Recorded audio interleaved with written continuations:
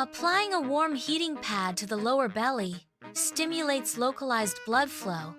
Fasted walking promotes fat burning, optimizing fat utilization during exercise. Enhanced circulation from heat application potentially improves fat mobilization in stubborn fat zones. Initiating each day with a 20-minute fasted walk enhances fat loss through mild exercise. Applying gentle heat to the lower abdomen during a fasted walk targets fat reduction. Consuming a high-protein breakfast with at least 30 of protein after the walk supports muscle recovery and satiety. Stair sprints elevate fat-burning hormone production, including adrenaline and growth hormone. Brief, high-intensity stair climbs significantly increase metabolic rate and fat oxidation.